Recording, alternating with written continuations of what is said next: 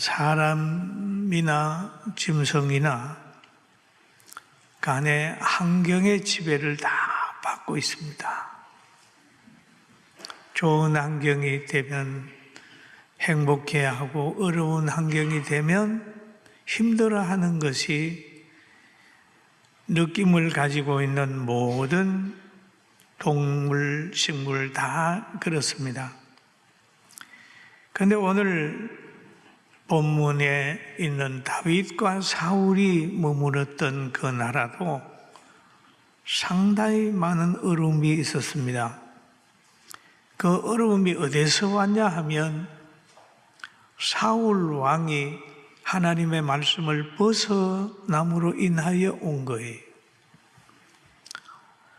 늘 뒤에서 사무엘이 사울을 위하여 기도를 하고 전쟁을 할 때도 이렇게 해야 됩니다. 이렇게 했는데 사울 왕이 이제 오랫동안 나라를 다스리면서 개성과 권력이 생겼어요. 그러니까 하나님의 말씀을 버린 겁니다. 그 성경에 보면은 사울이 하나님의 말씀을 버렸으므로 하나님도 사울을 버려 왕이 되지 못하게 했다 그랬어요. 그렇게 되니까 옆에 있는 나라가 또 일어나서 대적을 해오는 거예요. 블레셋이라는 나라가 일어나가지고 이스라엘을 대적을 해옵니다. 그런데 그 군대 중에서 이 골리앗이라고 하는 사람이 나타났어요. 그래서 골짜기를 가운데 두고 양산에 서로 진을 치면서 막 말을 합니다. 그럴 때 아침 저녁으로 골리앗이 나타나가지고 이스라엘 백성들 보고 하는 말이 야 나와라 한번 붙자 싸우자. 그렇게 막 호령을 하게 되니까 이스라엘의 군인들이 절절 멜고 있었어요. 그런데 그도 그럴 것이 그 사람의 무장을 보면 대단했습니다. 그 골리앗은 아주 키가 커요. 6급인 한 뼘이나 되는 거예요. 그리고 그가 입은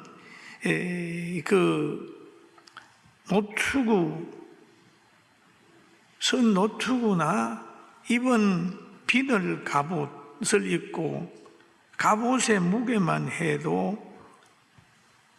57kg 정도 되는 거예요. 약한 사람은 입고 가지도 못하는 그런 그 무게입니다. 그리고 이 창자루는 배틀채 같고 또 창날은 철 600세겔 띄고 방패를 들었어요. 지금 말하면 보병이 있는 곳에 탱크가 나타난 것 같은 그런 어마어마한 장군이 등장을 한 겁니다. 이스라엘을 조롱하고 모욕을 했어요. 그래서 하나님을 떠나고 하나님의 특별하신 보호를 받지 못하는 사울 왕은 또 그에게 속해 있는 군대는 감당할 길이 없었어요. 그럴 때 하나님이 예비한 한 청년이 있었는데 이 청년이 다윗이었습니다. 하나님은 왕을 폐함과 동시에 사무엘을 보내가지고 다윗에게 기름을 부었습니다. 기름을 부어서 지금 왕이 되는 걸로 예정을 했어요. 그리고 이 다윗은 아버지 이새의 뜻을 받들어서 전쟁터에 형님들이 전쟁하러 나간 그곳에 아버지가 준 음식을 가지고 그곳에 갔습니다. 그곳에 가서 보니까 그 골리앗이 나와가지고 막 욕을 하고 하나님을 대적하는 것을 보고 다윗 속에 의문이 생겼습니다. 의문이 생겼습니다. 그가 말합니다. 이 할례 받지 않은 블레셋 사람이 누구이기에 살아계시는 하나님의 군대를 모욕하느냐? 다른 사람들은 쫄쫄매고 있을 때 이 어린 목동이 말하는 거예요. 하나님의 군대를 모욕하느냐? 그렇게 말을 하게 되니까 그 다윗의 형 엘리압이 다윗을 향하여 막 나무랍니다. 내가 어찌하여 이리로 내려왔느냐? 들에 있는 양들은 어떻게 했느냐? 그러면서 다윗을 나무랍니다. 그러면서 너는 내 교만과 내 마음의 완악함을 아노니 너가 전쟁을 구경하러 왔다. 그러면서 다윗을 막 나무랬어요. 그랬지만은 다윗이 믿음으로 한 말이 사울 왕궁에까지 들리니까 사울이 불러서요. 야, 너 저 골리앗 이길 수 있어? 그렇게 얘기하니까 다윗이 그럽니다. 예, 이길 수 있습니다. 너는 보니까 장군도 아니고 너 소년인데 어떻게 이기냐? 그렇게 말할 때 다윗이 대답한 내용이 있습니다. 다윗이 사울에게 말하되 주의 종이 아비의 양을 칠 때에 사자나 곰이 와서 양떼에서 새끼를 물어가면 내가 따라가서 그것을 치고 그 입에서 새끼를 건져내었고 그것이 일어나 나를 해하려 하면 내가 수염을 잡고 그것을 쳐 죽였나이다. 사자와 곰이 덤벼들면 수염을 잡고 그를 쳐 죽였나이다.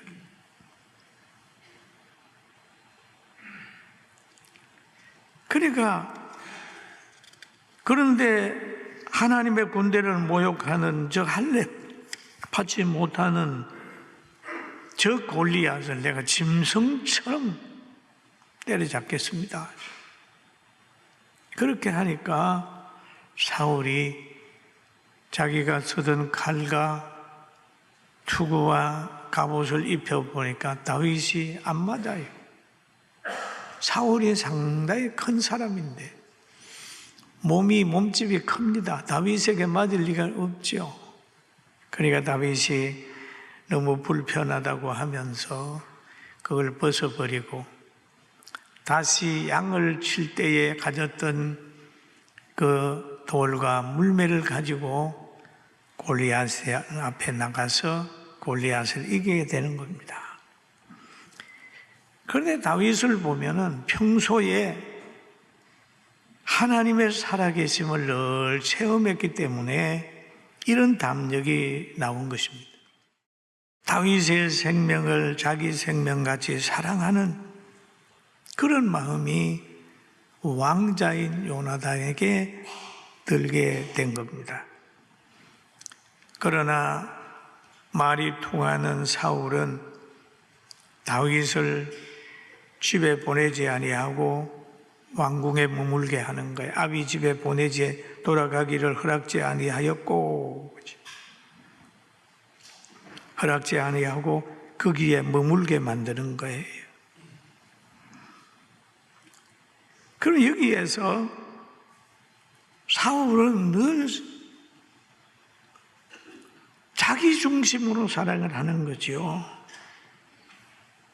세속적인 정권에서는 보면은 좋은 인재가 오면은 붙들어 자기에게 속하게 하고 자기 일꾼으로 쓰고 자기 보좌관으로 쓰고 비서로 쓰고 그러지 않습니까? 근데 다윗을 그 당시에 사울은 군대 장관으로 다윗을 쓰게 된 겁니다.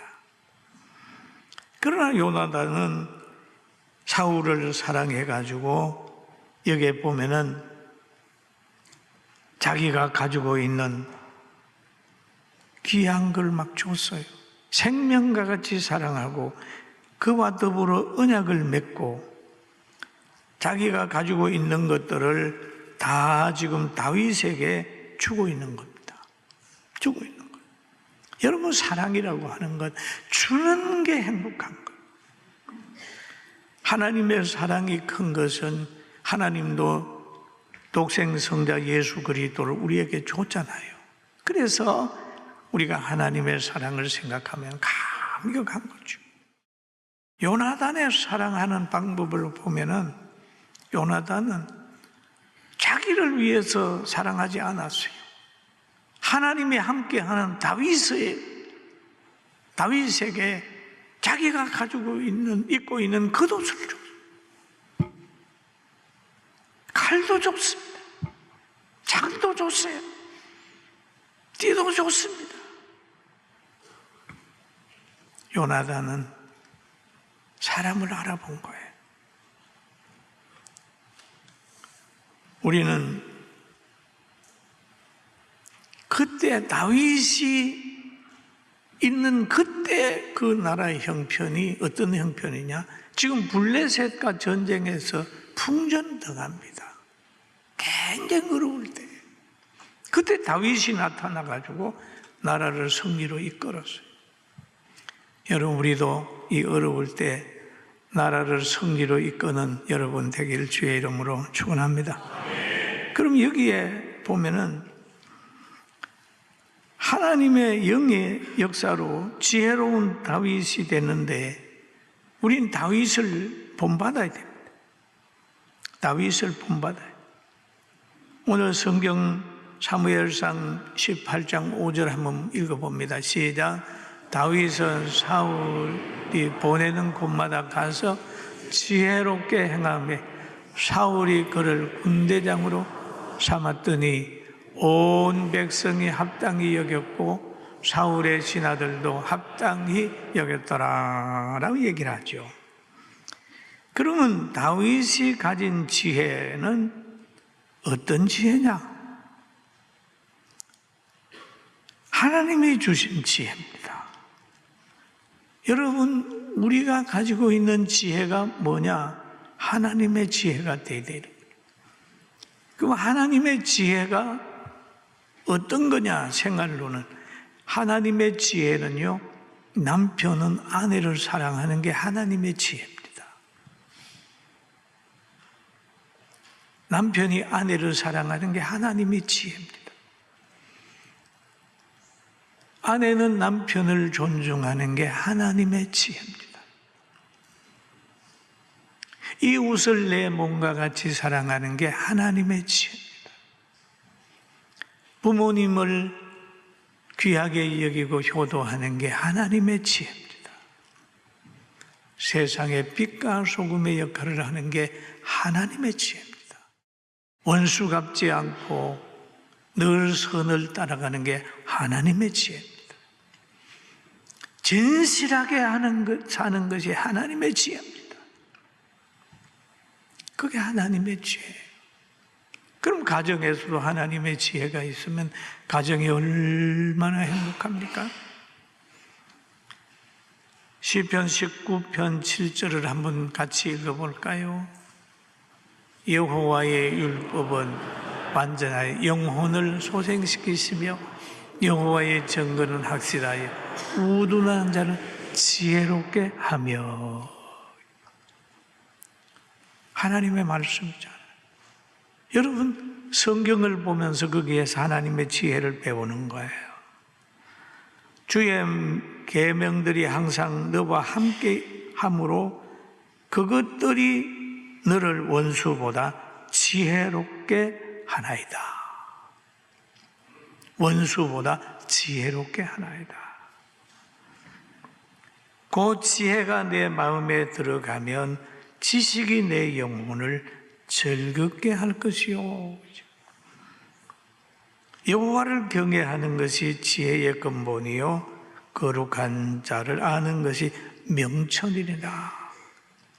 여러분, 오늘 예배드리러 나온 여러분들은 지혜가 있는 분들이에요. 믿습니까? 두고 보십시오. 지혜가 없어서 물질에 물질을 더하고 권력에 권력을 더하고 가옥에 가옥을 더하며 쾌락에 쾌락을 더하기 위해서 세상을 따라 사는 사람하고 하나님을 섬기면서 예배드리는 사람하고 미래를 보십시오. 다릅니다. 여러분, 지혜로운 길을 선택을 했어요. 많은 사람들이 미혹을 받아가지고 지혜로운 길에서 점점 떠나고 있습니다. 지금 여러분은 끝까지 포도나무에 줄기가 붙어 있듯이 말씀으로 교회에 붙어 있고 진리에 붙어 있기를 주님의 이름으로 축원합니다. 그러면서 잠언서에는 그런 얘기를 하죠. 스스로 지혜롭게 여기지 말지니라. 내가 뭘 알고 있는 것처럼 생각하지 마라. 스스로 자기가 지혜롭다고 생각하지 말고 여호와를 경외함으로 악에서 떠나라. 그리고 무리에게서 스스로 갈라지는 자는 자기의 소욕을 따르는 자라. 자기의 소욕을 따르는 자라. 온갖 참 지혜를 배척하느니라. 여러분, 당 짓는 사람 있죠? 지혜를 멀리하는 사람입니다. 보면은 여당 야당을 가르고 빈부를 가르고 지역을 가르고 막 가르는 사람이 있잖아요. 이 사람은요, 날 지혜를 배척하는 사람. 지혜를 배척. 절대 나누지 마세요. 하나님은 믿음으로 하나 되길 원하고 있습니다. 아멘. 자꾸 나눠요. 그 세력은 뭐냐 하면 늘 교회를 박해를 하는 거예요. 교회를 박해. 공산당이 그러잖아요. 자, 교회를 박해.